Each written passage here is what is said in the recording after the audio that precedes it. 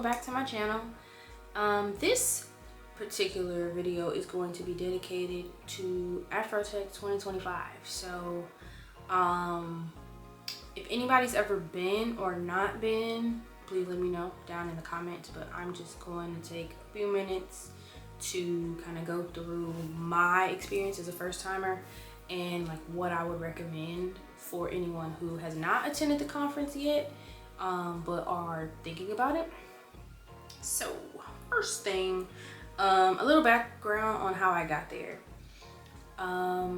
Thankfully, like, I am employed, I have a full-time job, and there was a brief, not too formal proposal that I sent to an internal sponsor at my job to cover the admission to the conference. Now, that being said, I do understand that that itself is a bit of a privilege. Like, not everyone can do that in their role, and not everyone is employed right now. So my heart goes out to anybody who is in this really chaotic job market right now. I see successes every day, so I'm not gonna say it's impossible, but I know you're dealing with like real life stuff right now. So having $650, yes, I said it, $650 to attend a conference when you have bills right now, I recognize that's not doable for everybody. So I just want to make it known, I didn't pay for that, okay? I was in a position to allow someone else to do that. And shout out to the AfroTech staff for providing a template proposal like on the conference website to propose. It's basically just a little structure, a little template, and of course you can adjust the verbiage to match, you know, your situation. And so I did that in partnership with my right hand because I sit over the Black employee group of the company that I work for. And we were a little nervous sending that off, but we did get a yes, and conference admission was covered, but not travel and accommodation. So that was up to the attendee from our company to work that out with their line manager or be willing to cover it at their own expense. So context is very important. I think 9 of us total were able to go. And since it was in Houston, 7 of those 9, including myself, were based locally. So that kind of cut down on that accommodation travel expense. Now, I just want to give a couple highlights like of the conference. It was, again, my first time attending, and I saw a lot of dialogue like on social media, particularly Threads. Shout out to Threads. As I wean myself off of Twitter, like, that becomes my place, so I appreciate that. I saw a couple threads on there actually about you know, being strategic. You have to be strategic going to AfroTech, or it's, you know, you're not gonna really get anything out of it. And you know, I wrestled with that because yes, like, I agree, right? I think you should kind of always have a plan. You know, they say a woman with a plan or a man with a plan is dangerous, and in a good way, okay? However, I'm just saying me, like, I have a tendency to like hop in a thing like super ambitious at all times, and when it does not go the way that I think it should go, I'm discombobulated to say the least.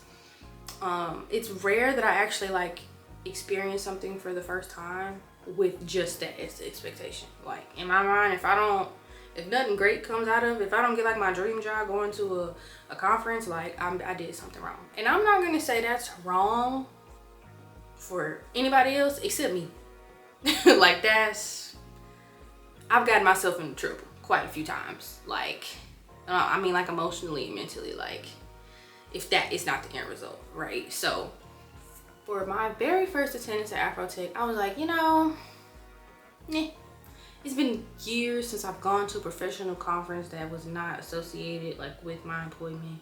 I've been to a couple sales kickoffs, training conferences, industrial space conferences on behalf of my job, but like, this was the first time in years where I had done something kind of for me. Like, of course there were takeaways for me to take back to my company and I will do that, and I get to kind of vlog it. But I said no, this year, for the first time, and since I don't know when, I'm gonna just go experience something and learn as much as I can. And to me, that was like kind of a low effort goal, but still like in line with what I needed. Not what I want, but like what I need.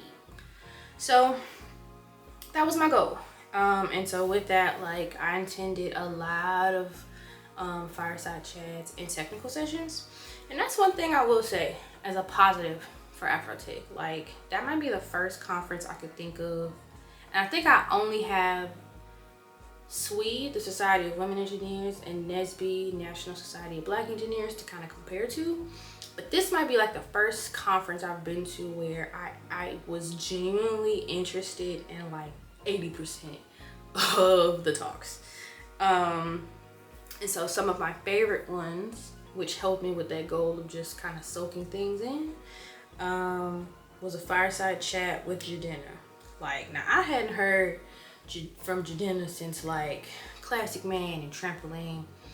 And what I did not know until I registered for the conference is that like he's now a thought leader, or becoming one quickly, in the AI space. He's like an AI director, and he's done all of these amazing like creative projects using AI, and had a really cool chat about how his self-taught journey kind of allowed him to do things he really wouldn't have imagined, and really take him out of that box of being like a rapper and an artist, but at the same time really infuse creativity and art, which is things he loves, with AI.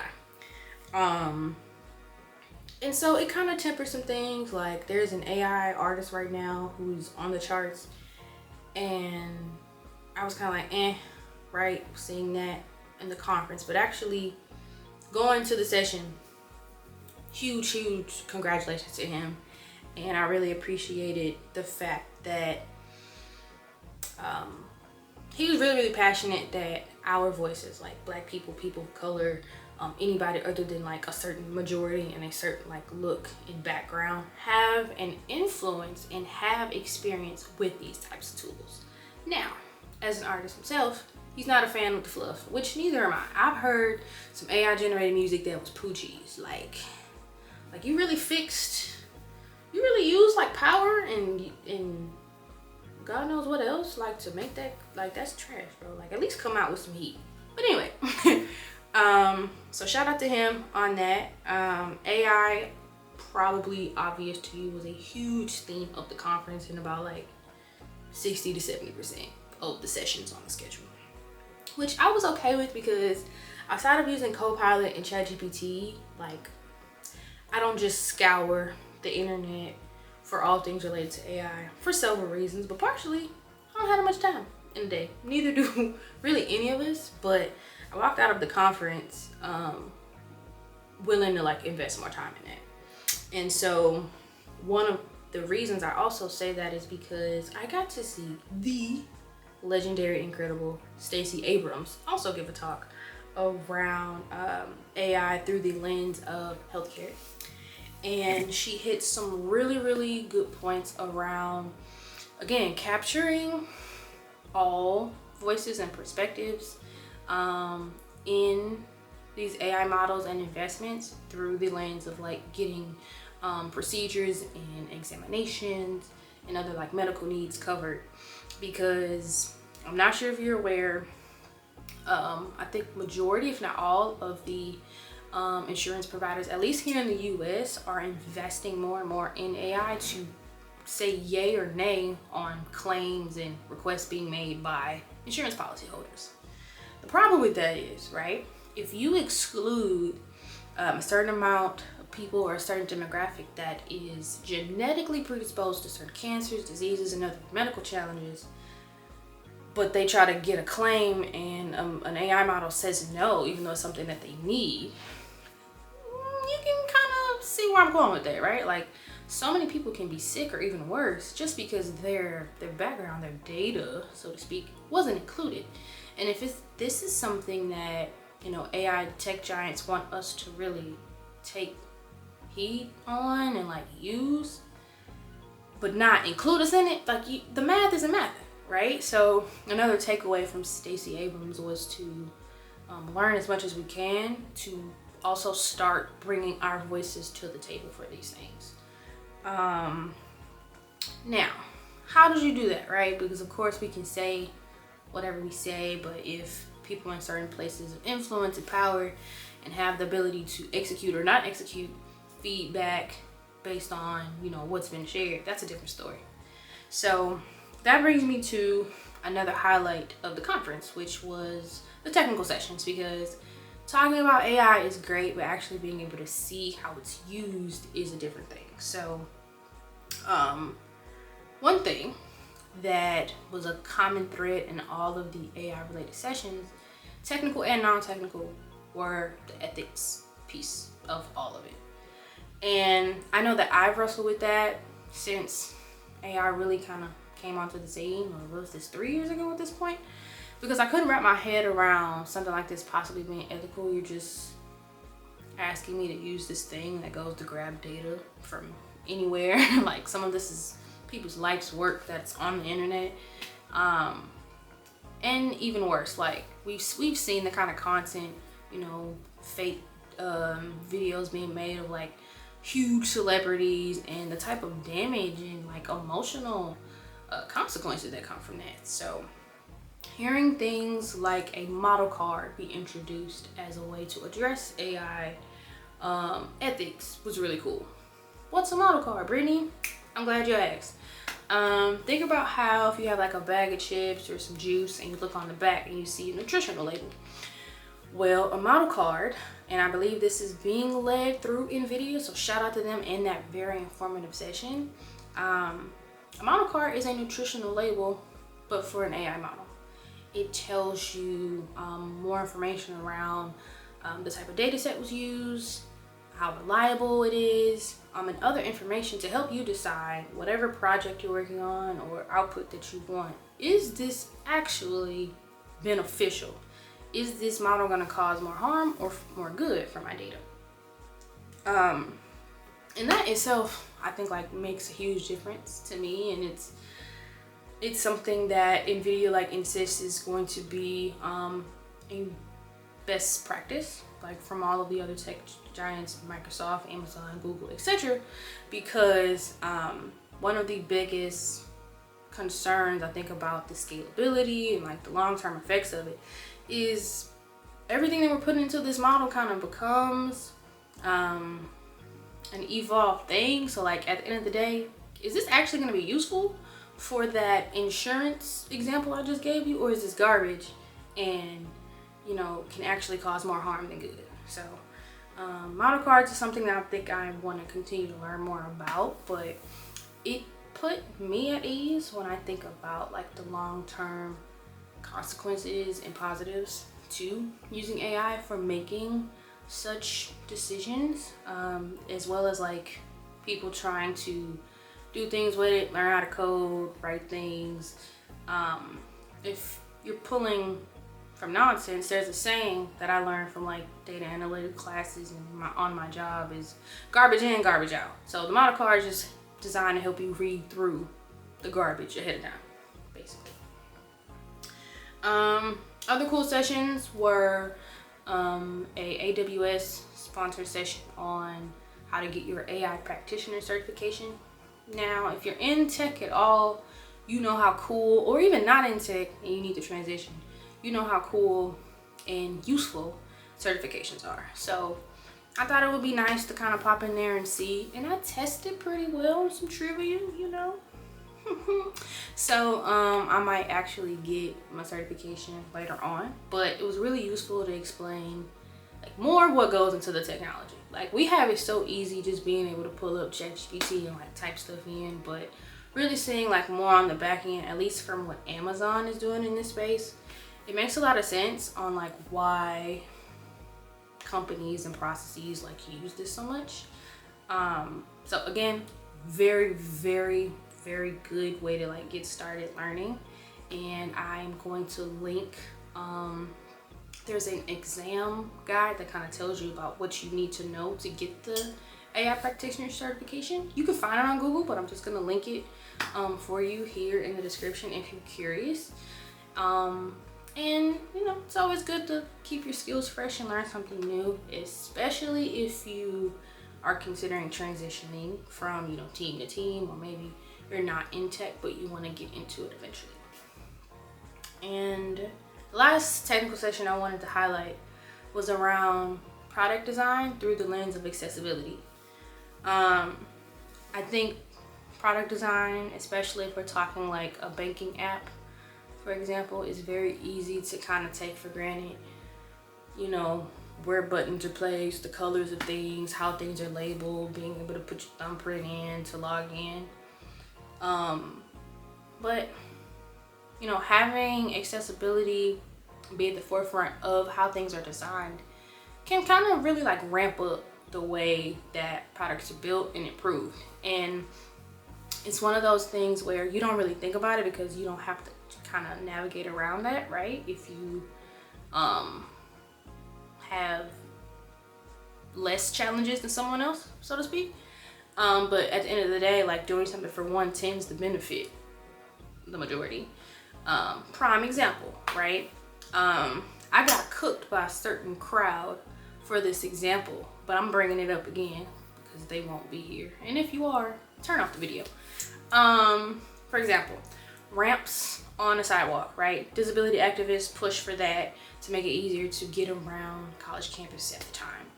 But now think about if you have a stroller, you have a dolly, and you're trying to move boxes.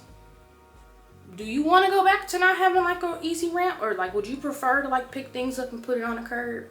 Maybe if you do CrossFit and you're in good health, like great, but like what about everybody else? So it becomes one of those things where if you think about app design, website design through the lens of like other people, like thinking beyond yourself, you tend to get a better benefit for everyone else too. So I thought that was very interesting. So shout out to, I think it was Bank of America and Adobe for a really interesting dialogue on that. Only other thing I'll say, some takeaways, right? Overall, and I'm doing a better job at keeping on my thoughts. So 1, go just to talk to people. If it's an individual session or like a conference, I am very, very rusty in my networking outside of my job. I think I've built a pretty good network, but I don't want to be complacent, right? You never know what's going to happen tomorrow, and I want to be able to just kind of hop out there and talk to people if I need to, as I need to. And it's just nice to get to know people and the type of opportunities that are out there. So if nothing else, go for that kind of practice. I was very shy the earlier days of the conference, and then next thing you know, I've talked to 5 people in an hour, and I'm like, look at this. Who would have thought? Not me. Second takeaway, don't take off your wristband. At AfroTech, you will get a badge with your name on it, your access level, and you'll get a matching wristband. Okay, now I'm local, as I said, so I'm like, I don't want to shower with this wristband and it be all just sleeping in it. I didn't want to do all that, so I had my husband pry it off because I couldn't get it off. Well, I went back the next day, lost that bad boy by lunchtime because it wasn't secure, and I was sitting there pondering my life because there's a $50 replacement fee, 50, if you lose either your badge or your wristband. So imagine if I lost both, I would have had to come off $100. Okay, now thankfully, you know, someone had a kind gesture for me, so I did not have to do that. So shout out to that angel that helped me out. But don't take off your wristband. Apparently people passing their badges around, but I did say the entry level admission was $650. So do I blame them for sharing their badges? Not really. I don't condone, but I understand. You know? So the wristbands are like the surefire way to make sure, like, are you supposed to be at this conference, or did you just pass your badge to your homie? So don't take your wristband off. You just, it's 4 days or 3.5 days. Keep the wristband on, because I might not get so lucky next time. So I learned my lesson, and I'm telling you now, save yourself some $50 or disappointment, because you gotta sit in the lobby and everybody else just walking on in. And you know, we wouldn't be here if people weren't passing their badges around. But again, $650. I kind of get it. Now, I will say be willing to go to some sessions on your own, especially if you go in a group, because there's so much information to dissect. There's like so many different topics, and so it's easy. Like if you go with a friend, like you might want to go there, and you decide, oh, we want to go to different places. Even if it's your first time and you're not used to being in those type of environments, just give yourself a chance and go to some other sessions. You never know like who you'd meet. I had some good times kikiing with people, just because I happened to sit with them in the session, and it kind of made the experience a little bit better. And lastly, if it did not come up in my earlier points about the takeaways and the technical sessions and whatnot, our voices are very important to the evolution of AI technology. I know sometimes we want to just act like it's not here, but she's not going anywhere, at least not anytime soon. Is there a bubble? Probably. Is she gonna burst? Probably. We don't know when. But to say that, we just have to keep our head down and AI will go away, that's not happening. So it's important to get your hands on it. It's really easy nowadays. You can go on YouTube and learn like so much more about it, and I intend to do that. I've learned terminology and the reason why things come out the way they do in ChatGPT just because I went to this conference. So imagine like what getting on Google and YouTube, like, and people fear what they don't understand. And I wish this didn't translate to just technology, but we're gonna stay right here on topic. I don't have time for that today. So the more you learn about it, you're less afraid of it, and then you can really start to see how it is a good thing. Yes, there are other implications we got to think about, like the environment and stuff, but unfortunately the leaders in this space and the ones that are making a lot of money over it, they're not thinking about the environment. So I'm not going to tell you not to, but don't let that stop you from at least learning about it. People are making good money just getting their hands on it and learning how they can use it to streamline things in their lives and even more. So don't be afraid of it. Get your hands on it and make sure that like your user experience is captured, because what we don't want to do is get left out of it. And we've seen historically, you erase demographics from decisions, it tends to not work out so well for said demographic. So yeah, I think that's it. Yeah. That's it. Just making sure I didn't forget anything. In the meantime, like I said, check the description for the link of the certification exam, the conference website. You just kind of want to go back and look. And I appreciate you for coming by. In the meantime, take care of each other, take care of yourselves. Love you. Peace out.